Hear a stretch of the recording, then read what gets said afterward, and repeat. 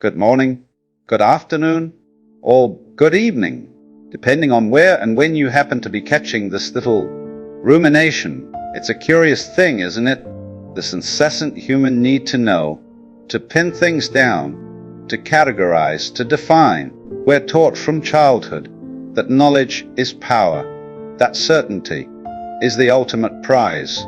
And yet I find the deepest wisdom often lies not in knowing but in the profound, liberating realization that we don't know, or perhaps more accurately that what we think we know is merely a conceptual shadow, a finger pointing at the moon, rather than the moon itself.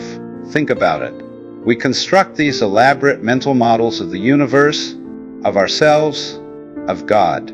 We build grand philosophical systems, scientific theories, spiritual doctrines, all in an attempt to capture something that is inherently uncapturable. It's rather like trying to scoop up the ocean with a sieve. You'll get a few drops, a taste certainly, but the vastness, the fluidity, the dynamic, ever-changing nature of it all slips right through. And in this quest for absolute knowledge, for definitive answers, we often create immense suffering for ourselves. We cling to our certainties, defend our beliefs with fierce passion, and become utterly bewildered. Reality stubbornly refuses to conform to our carefully constructed mental frameworks. We feel insecure, anxious, lost, precisely because we've been led to believe that we should have all the answers.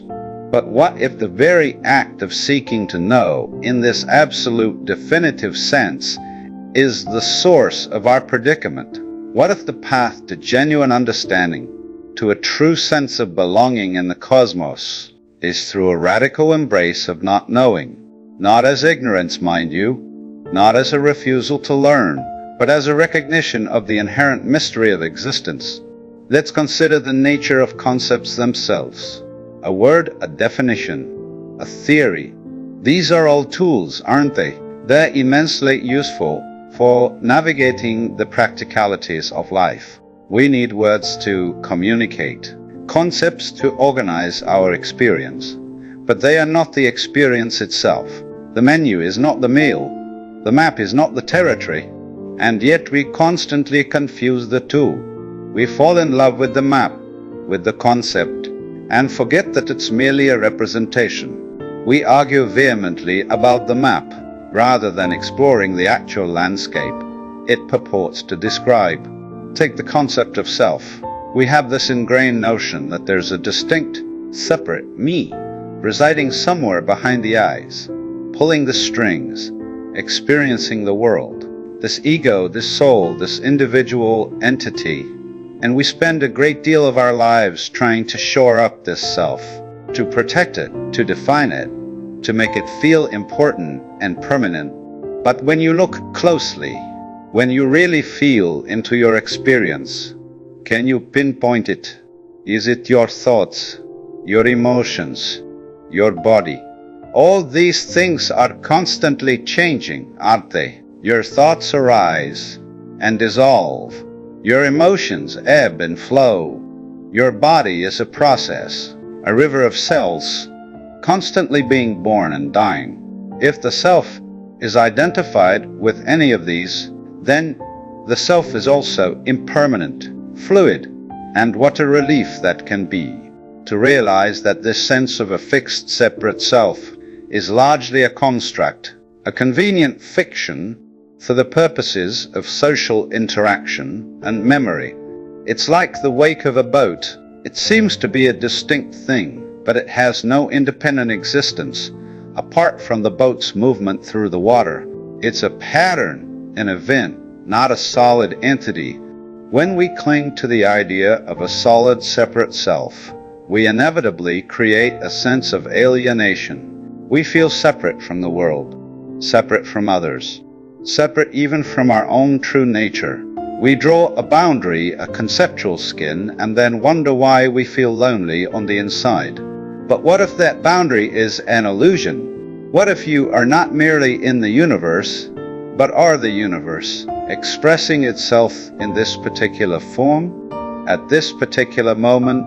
What if you are a wave, rising and falling on the ocean, rather than a separate drop of water, trying desperately not to rejoin the sea? This isn't about denying your individuality, your unique qualities, your particular flavor of existence. Not at all. It's about understanding that your individuality is not a separation, but a unique expression of the whole.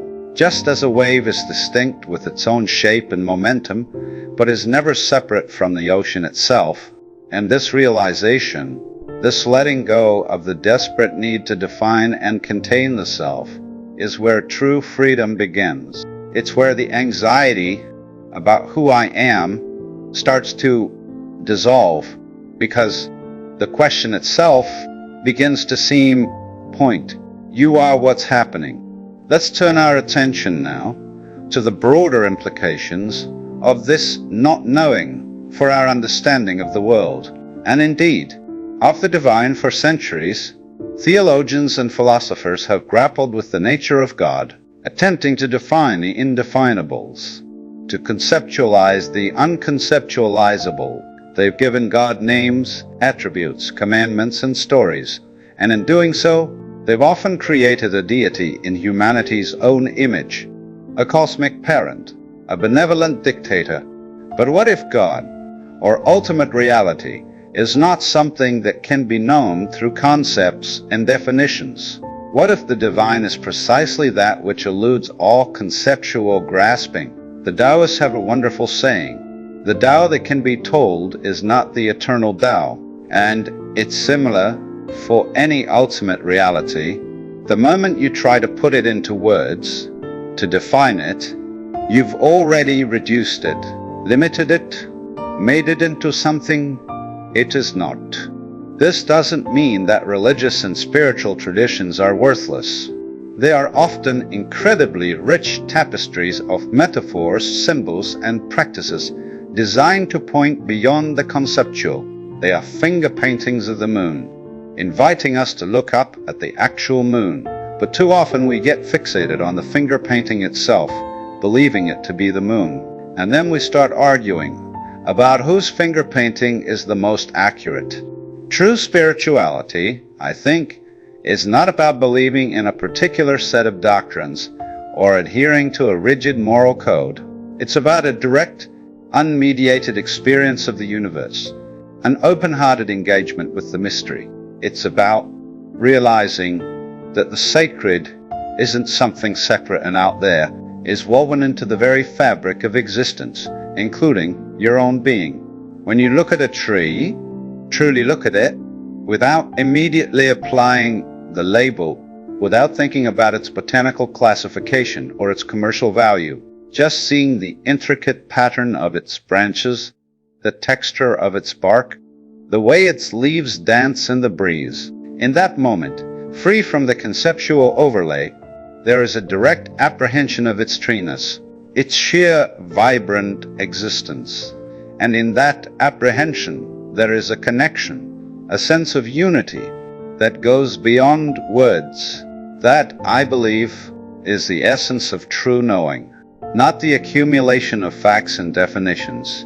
Non-conceptual apprehension of reality. It's not about certainty, but about an open-ended wonder.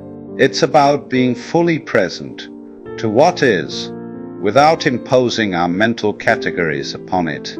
This brings us to a crucial point about how we navigate the world, especially in an age saturated with information and opinion. Everyone seems to have an answer for everything, a definitive take on every issue. We are constantly bombarded with claims of certainty, with demands for absolute belief, and this can be utterly exhausting, even paralyzing. But if we can cultivate the art of knowing that we don't know, a profound shift occurs. We become less susceptible to dogmatism, less prone to ideological capture. We develop a healthy skepticism, not out of cynicism, but out of an understanding that all human knowledge is provisional, perspectival, and ultimately limited. This doesn't mean we become passive or indifferent, On the contrary, it frees us to engage with the world more fully, more playfully, more creatively. When you're not burdened by the need to have all the answers, you become more open to exploration, to new possibilities, to the sheer delight of discovery. You become a perpetual student, not because you lack knowledge, but because the universe is an inexhaustible wellspring of wonder, always revealing new facets. Consider the role of dogma in any form. Religious, political, dogma arises from the clinging to concepts as if they were ultimate reality. It's the belief that this particular map is the only map, and anyone who uses a different map is wrong, misguided, or even evil. And this, as history amply demonstrates, leads to conflict, intolerance, and immense suffering. But if we recognize that all maps are simply tools, useful to varying degrees for different journeys, then we can approach them with a lightness, a flexibility. We can appreciate the beauty, utility of different perspectives without feeling threatened by them, not by trying to convince each other of our rightness, but by sharing our different ways of seeing. The not knowing I'm speaking of is not a passive resignation, nor is it an excuse for intellectual laziness. It is an active, engaged stance towards reality, a dynamic dance with the unknown. It's the realization that the deepest truths are often found not in definitive answers, but in the profound, open-ended questions. Think of a true artist. They don't set out to know exactly what their masterpiece will be before they begin. They enter into a dialogue with the medium and with the materials, allowing the artwork to emerge, to unfold, to surprise them. There's a certain not knowing in the creative process, a willingness to be led by intuition, by inspiration, by the very act of making. And life itself, I suggest, is a similar artistic endeavor. We are not given a fixed script. We are constantly co-creating our reality moment by moment. And if we approach this creative process with a rigid insistence on knowing exactly what should happen, we inevitably stifle the spontaneity, the joy, the unpredictable beauty of it all. This embrace of not knowing also has profound implications for how we deal with fear and anxiety. So much of our anxiety stems from the fear of the unknown. We worry about the future, about might happen, because we don't know how things will turn out. We crave certainty, and when it's elusive, we become distressed. But what if the unknown is not something to be feared, but to be welcomed?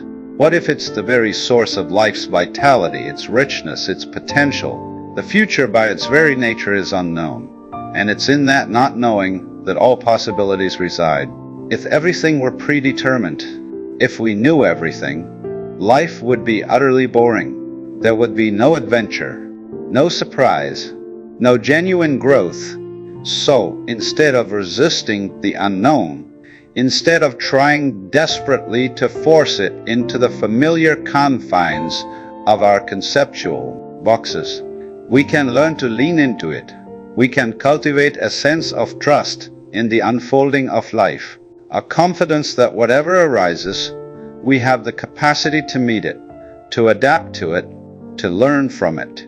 This doesn't mean being naive or reckless. It means acting with prudence, certainly with foresight where possible, but it also means recognizing that there's a fundamental mystery at the heart of existence that no amount of planning or knowing can fully capture, and it's in surrendering to that mystery, in aligning ourselves with the flow of the universe, that we find a deeper peace, a more profound sense of security than any amount of conceptual certainty could ever provide. Let's consider an analogy. Imagine you are walking through a dense fog. You can't see more than a few feet in front of you. If you insist on having a clear, comprehensive map of the entire terrain before you take another step, you'll simply stand there, paralyzed by fear and frustration. But if you trust your senses, feel the ground beneath your feet, listen to the sounds around you, and take one careful step at a time, you can navigate the fog. You might even discover hidden pathways, precisely because you weren't rigidly following a predetermined route. Life in many ways is like walking through that fog. We have glimpses, we have general directions, but the precise details of the path ahead are often obscured, and that, I believe, is not a flaw in the design of the universe, but an inherent feature, an invitation to presence, to spontaneity, to an active engagement with the unfolding moment. This leads me to a final thought, a synthesis of sorts. The art of knowing you don't, know, is not about accumulating more information, but about a fundamental shift in perception, a change in our relationship to knowledge itself. It's about recognizing that the ultimate reality is not an object to be grasped by the intellect, but a dynamic, interconnected process of which we are an inseparable part. It's about understanding that the known is always a small island in a vast, infinite ocean of the unknown, and rather than fearing that ocean, we can learn to sail upon it, to ride its waves, to marvel at its depths, without needing to chart every single current or measure every single drop. So I invite you to experiment with this idea in your own life. When you encounter a situation, you feel a desperate need for certainty. Try consciously letting go of that need. When you feel anxious about not knowing the future, allow yourself to rest in the present moment, trusting that whatever arises, you will be able to meet it. When you find yourself clinging to a belief, however cherished, ask yourself if you are loving the map more than the territory. This isn't easy, of course. We are deeply conditioned to seek certainty, to accumulate knowledge, to define and categorize. But with practice, with a gentle, persistent awareness, we can begin to loosen the grip of the conceptual mind. We can begin to open ourselves to a different kind of knowing, a knowing that comes not from grasping, but from being, a knowing that is not about answers, but about presence, a knowing that ultimately reveals that you are not separate from the great dance of existence, but an integral, beautiful, and utterly mysterious part of it. And in that realization, you find not a void, but a fullness, not emptiness, but an inexhaustible richness, and not a final answer, but an eternal, delightful question.